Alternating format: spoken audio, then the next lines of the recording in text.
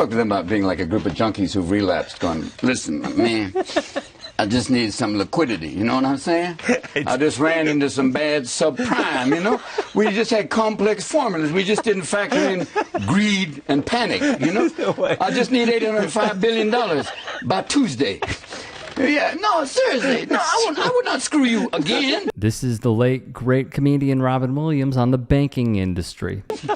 It's pretty crazy. I've learned my lesson. No, baby, this is not like the other time. No, seriously, I just throw me a bed here, baby. Just give me, help me out. Just give me a little bit. Yeah, just a taste. That's all I need is a taste. I need $2.5 trillion.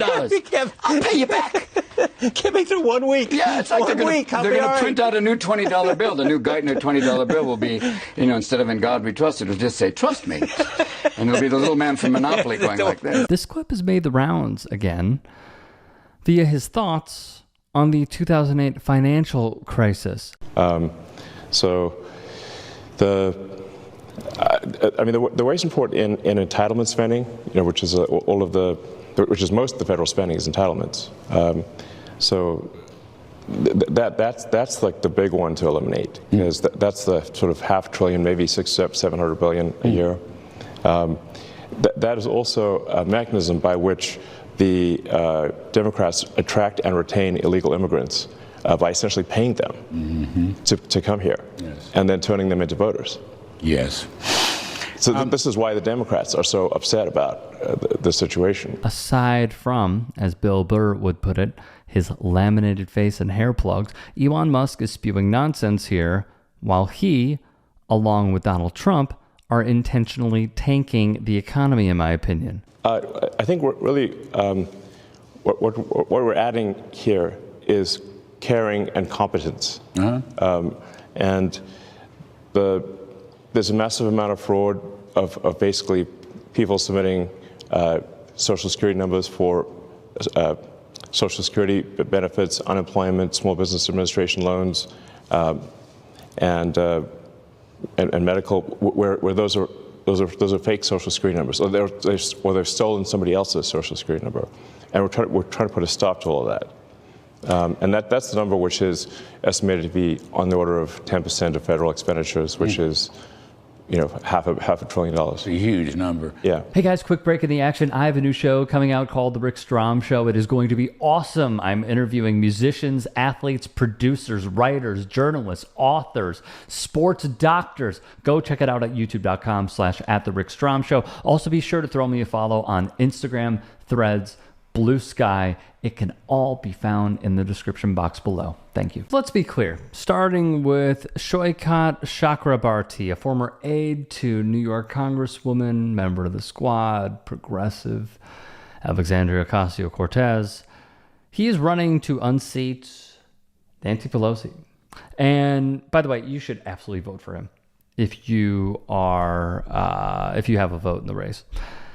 He would say, it really is confusing why Trump would want to intentionally, massively shrink the U.S. economy. None of this is due to external circumstances. He is manufacturing a recession, but it makes sense when you realize his goal is to create something like Russia. Oh, Jimmy Dore. Ooh. Where the economy is run by a few oligarchs loyal to him. Creating that state is hard in a large, dynamic, powerful economy with too many actors who can oppose him. So he's accelerating, concentrating money and power into the hands of his loyalists while he crashes the rest out. This is something that I agree with. I've spoken with a few people in media who have said that they believe that this is the case as well. So I just think we're in for a rough time, guys. And I think it is all by design. Crystal Ball will go on to say in a video on her Twitter, if you think back at the last economic crashes, both in COVID and in the 2008 financial crash, while initially everyone suffered, including the rich, out of both, the rich were able to buy up assets on the cheap and emerge even wealthier and more powerful than before. So in 2008, not only did they get their own custom bailout, but they were able to buy up housing stock at absurdly low prices. The rich got richer than ever, inequality skyrocketed, and the big banks got bigger than ever. She would go on to say, Same deal with the COVID era recession. So while, again, everyone suffered initially, there was a huge bailout package, which, yes, did benefit ordinary people. But if you look at who came out really on top, you see people like Musk, people like Bezos, people like Mark Zuckerberg getting far wealthier. Their net worths, which were already very high, skyrocketed beyond anyone's wildest dreams. From Jake Johnson of commondreams.org in an article dated March 11, 2022. During the first 2 years of the coronavirus pandemic, the collective wealth of billionaires in the United States grew by a staggering $1.7 trillion as COVID killed millions of people across the globe and threw entire nations into turmoil, worsening extreme poverty, hunger, and other pre-existing crises. More from Johnson. 704 billionaires in the U.S. now own more combined wealth than 165 million people in the bottom half of the country's wealth distribution. And you wonder why we are in the predicament that we are in right now. ADF Executive Director Frank Clemente was quoted as saying, "For billionaires, it's been 2 years of raking in the riches, while for most families, it's been 2 years of fear, frustration, and financial worry." I look at this and I think, what will it take? What will it take for us as a collective to unify? And I thought the labor movement was going to be part of that, but it hasn't turned out to be the case. And I think about this a lot. I think about it almost every single day. Why can't more people see that it is not necessarily a red and blue issue? It is the oligarchs against the working class issue. That is what it has continued to be.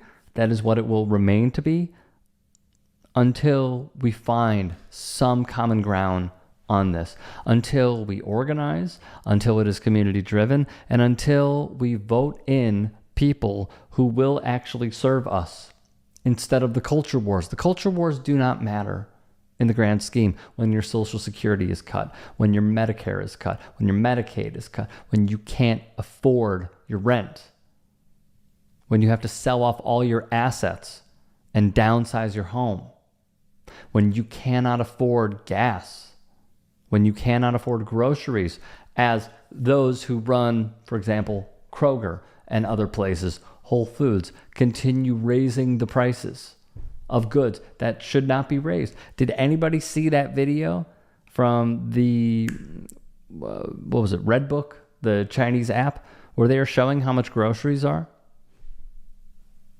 You could buy a week's worth of groceries for $100, if that. If that, probably less. Maybe it's about 70. And the produce looks good. The food looks healthy. I don't know. I get frustrated with this stuff. Mainly, here's what I end on. Unity is the key. If you can and are willing, please become a paid member here at TYT Sports. And or go to tyt.com/join. In addition, you can follow me on Twitter, Instagram, and TikTok. Appreciate it. Have a great day.